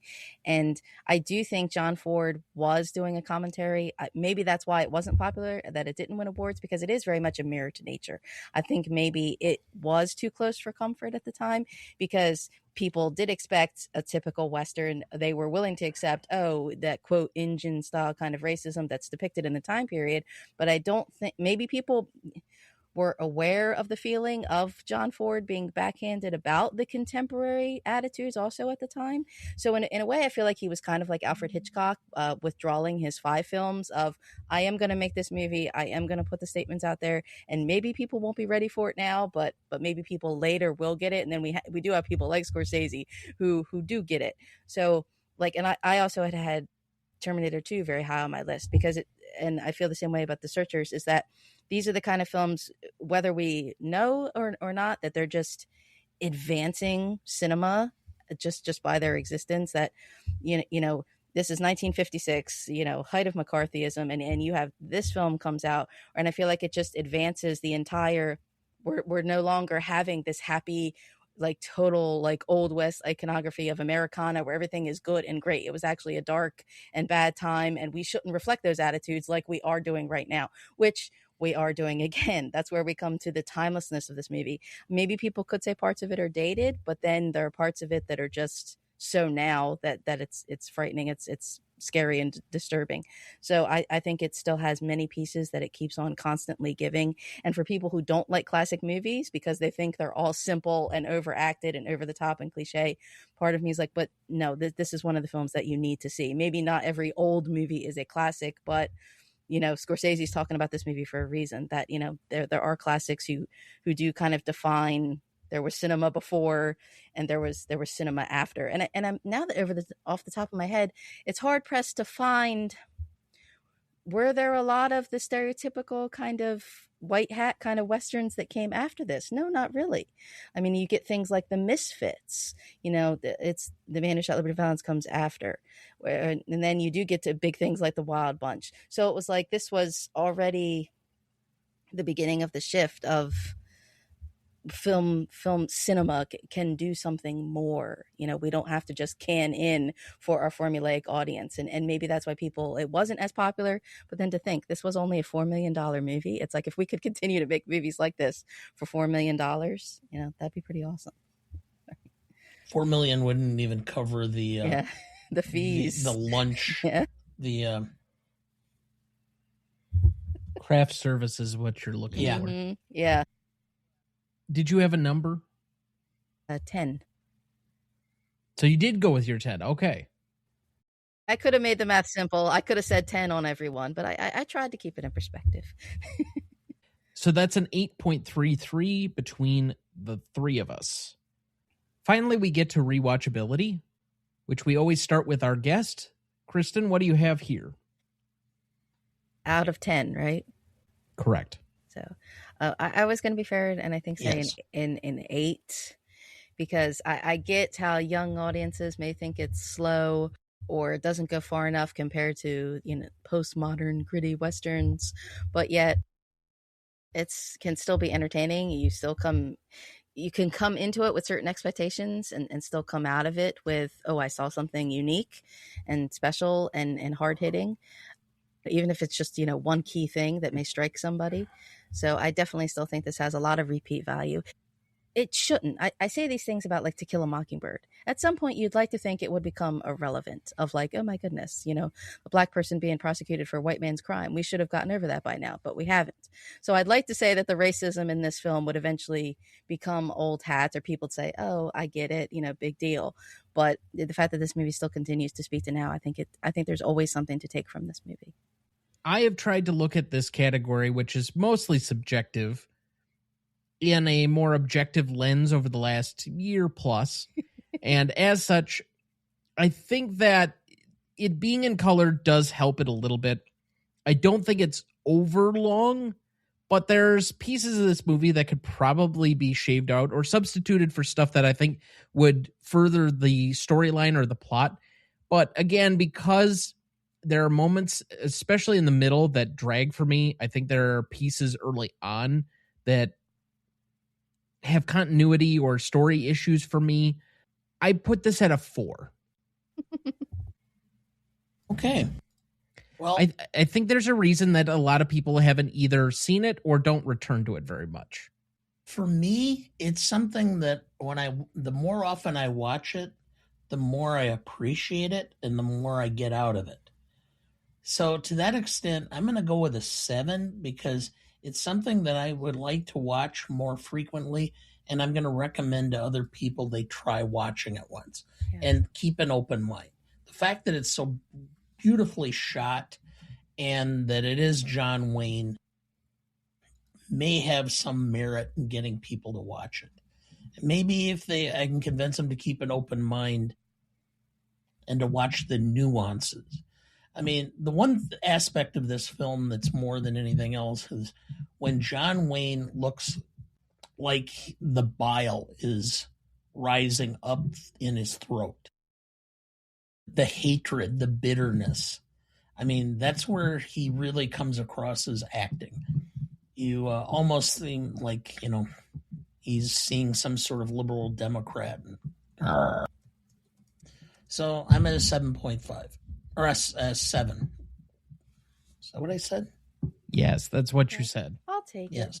it. Okay. So that creates a 6.33 average between the three of us.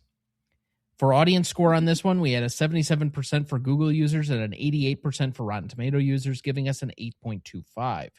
So to repeat the categories, we had an 8 for legacy, a 6.83 for impact and significance, an 8 for novelty, an 8.33 for classicness, a 6.33 for rewatchability, and an 8.25 for audience score, giving us a final total of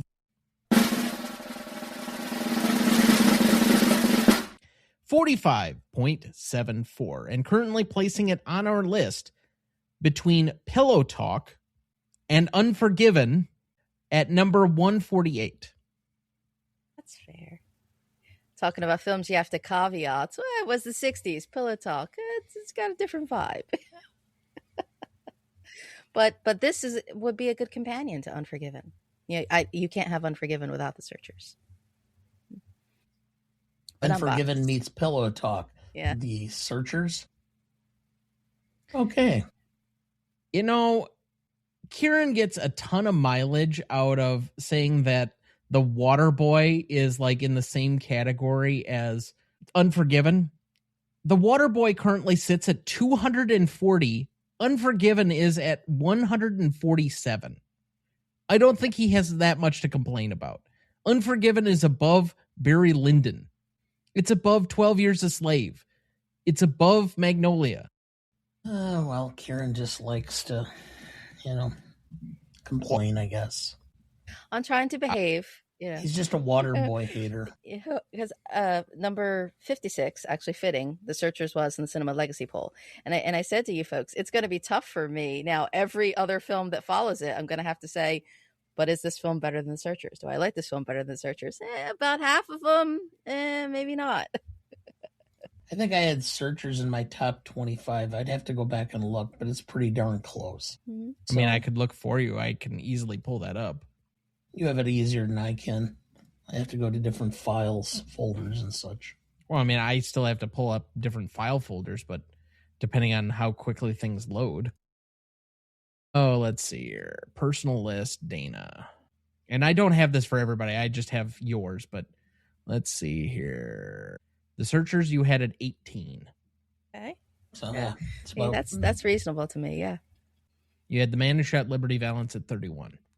You had Unforgiven at 42. So. But as always, you can write us at greatestalltimemoviepodcast@gmail.com. If you have any complaints with any of our scoring or any of our takes on this movie, my opinions runneth over. You can also find us at our social media handle at GMOAT Podcast on Twitter, Instagram, YouTube, Letterboxd, Blue Sky, Threads, TikTok, and YouTube. I think I got all of them there. There's quite a few of them. Well, at least for this month. Yeah, I know. It's like we're adding a new one repeatedly. Or you can find us at RonnieDuncanStudios.com/GMOAT Podcast. All right, let's quickly run to some remaining questions here. What happens to Debbie? That's one of the things, again, that I've always found so fascinating about this film. The things it says, the things it doesn't say. It never occurs to anybody that she might be safe and happy living with the Comanches. It occurs to me, I don't think that's entirely possible if you assume that she's basically been assaulted. Yeah. But it's like, but they think that it's better for her to effectively be taken back and placed with a white family that she kind of really doesn't know. So it's this. Yes, because Debbie is Patty Hearst. Yeah. Well, and that was where I was going with this. So. Yeah. So I've always found that it's like, is she supposed to be reacclimated and be happy with like the Swedish family next door? And that's like, yeah, manifest destiny. Everything's good. It's like, is it really? I don't know. Well, when she's been the wife of a Comanche, I find it very difficult for us to believe that she would be ever the property of another man. Mm-hmm. Like she's damaged goods, more or less, for this time period. So I don't like her prospects unless Martin basically like adopts her as she'll be basically his old maid within whatever house he makes with Laurie. Which gets to my second question. Do Laurie and Martin get together? I think so. Oh, who knows?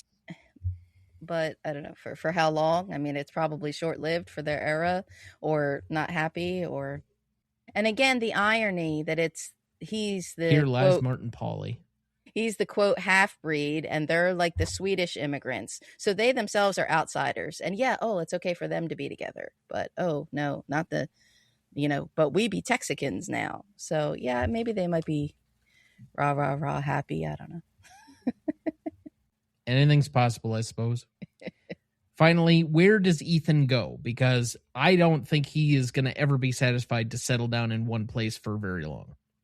No, and what's likely to happen is Amy, we gave the Sioux and a bunch of the other Indian tribes the Black Hills because, they were worthless. So that's where we'll put them. And then when we find there's gold there, well, we got to kick them off and take control of the Black Hills so we can get the gold. So, of course, then we have Custer chasing them through the Dakotas and Montana. And, we know how that ended up. So that would be where I would say he would end up, in the gold fields of South Dakota. Yeah. Fair enough. That's what I love, the symbolism about the door frames, is that yes, he's indoors, and yes, he's very tall, John Wayne, and their ceilings are very low in their houses, but he never stays inside very long. He's always stepping outside. He's always just within the door. Like, he's just not meant to be within this part of society. And he already has like the description. They say, he fits a lot of descriptions on wanted posters when he first arrives, but then it's pretty clear that he obviously has murdered Futterman. And at first Warbond's like, okay, we'll do the wedding, but then I need to talk to you. You're going to take a ride down to the Capitol with me. We got to deal with this murder. But then the moment they have the chance to catch the Comanche, he says, okay, you're my deputy. So I think he just, he shoots the eyes out of the Comanche, and he says, so he can't enter the spirit world. He has to wander forever between the winds. And I think that's what happens to Ethan. He may come and go, when they need him, to go do the dirty work, somehow he'll magically appear, but when it's time for the civilized, happy songs and dances, he's not there. He's put an amen to it. He's got to go get on his horse and go. I think 20 years from now, I think the Earp brothers need somebody in Tombstones. Mm-hmm. Any remaining questions for either of you? Okay. Nope. So hearing none, Kristin, I want to thank you for being back with us yet again for your second time. You are currently scheduled to be back with us in July for our revisit of Aliens. But please again remind everyone what you're working on and where they can find you. I'm really mostly now on Blue Sky is There For a Review. I have a lot of things at I Think There For a Review happening. So it's really nice to be back. I'm glad I get to talk about, a film that's near and dear to me, but yet also so seemingly sophisticated and intelligent conversation. So thank you. You're very welcome. And thank you, of course, for aiding us in that tonight. I'm sure you kept the scores a little bit higher than they might have otherwise been. So that we were a little bit more fair. That's why we're here, for our favorites, right? Absolutely. Dad, any remaining thoughts for the week?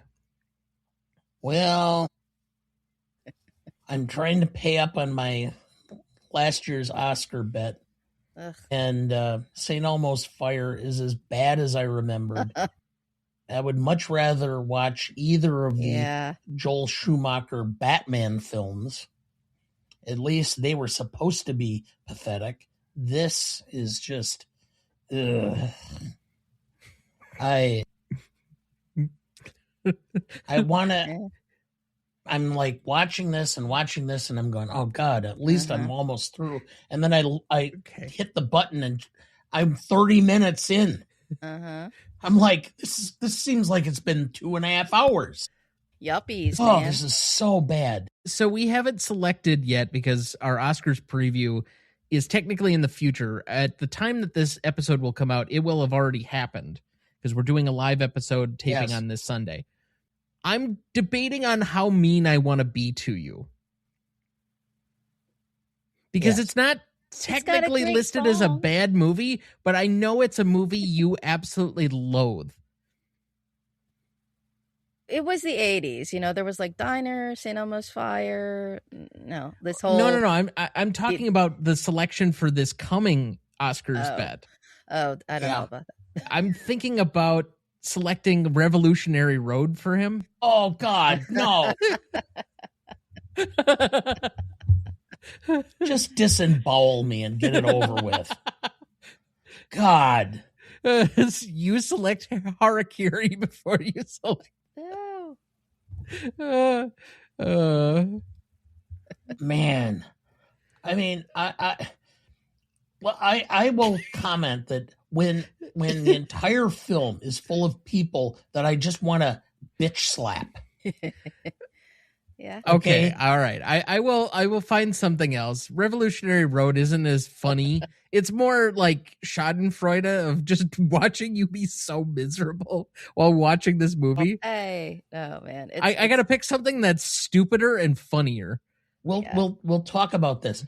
I understand the quality of Marty Supreme, okay, but none of those people do I like, and the fact that I had to spend 2+ hours with them just made me want to.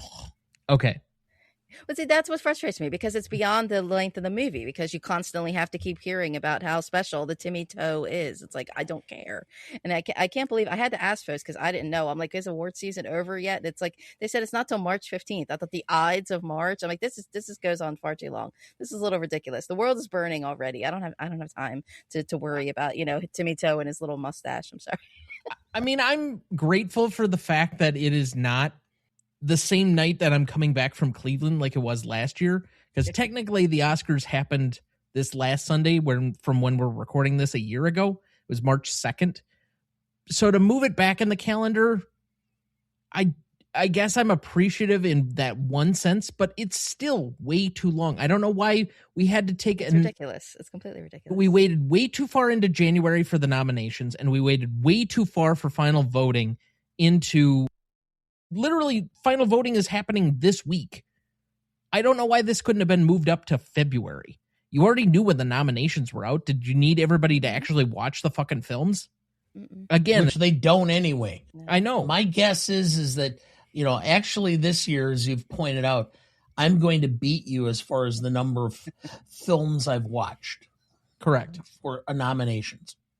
And my guess is I've probably watched significant more than most of the voters. Yeah. Well, most of the voters haven't probably seen all 10 Best Picture nominees. But the difference in this year, supposedly from other years, is that the voters have to actually have watched it in the screener or have demonstrated where they saw it and on what date in a theater to be able to vote in a category. They're not really going to. Well, at least that's something. There's that you have to vote in an online ballot, and it supposedly keeps all of this information. And until you satisfy the requirements where you've seen all the nominees, you can't vote on that category, allegedly.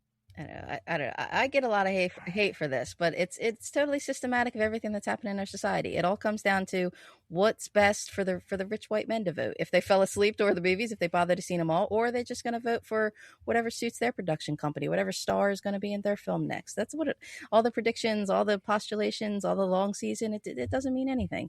It all comes down to the rich white men. I have 2 animated full length left and 3 full-length documentaries left. Otherwise, I have all the categories covered except for makeup and best song and you mean visual effects with Avatar, Fire and Ash? No, I didn't do visual effects. Okay. You're not watching Jurassic World Rebirth? The sound editing versus the sound recording, which is better between Avatar and Jurassic Park? Who cares? No. Well, they combined the sound categories again, so it is only because the people complained that they didn't feel like doing it because they didn't know the differentiation between the two. So, and I will say that I did have the ability to differentiate on most of the sound because I did pay attention to that aspect of it when I watched them. But to be honest, the ones I enjoy the short animated and I enjoy the short documentaries. I love them. They're great. I wish that they would do more of them or have more of them available on various streaming platforms. Because if I have lunch and I have, a half an hour to an hour for my lunch, I would love to put those on and just watch them. Because I find them fascinating. I love the artistic aspect of them. I love how the creators come up with them and what they're trying to say and trying to figure out.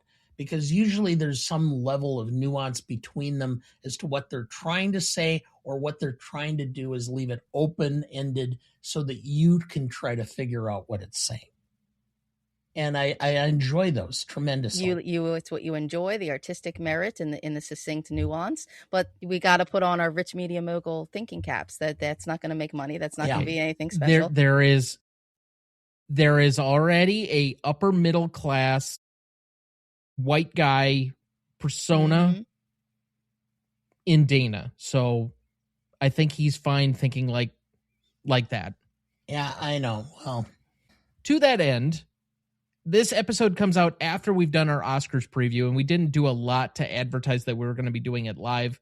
But if you didn't catch it in the moment, which was last Sunday, you can still find it available on our YouTube channel, and I put up the audio version in this feed, so you can definitely see all of our predictions and all of the various things, our annual Oscars bet, and all of that will be there and available. If you want to have the condensed version, you can catch all of our will wins and should wins on the website.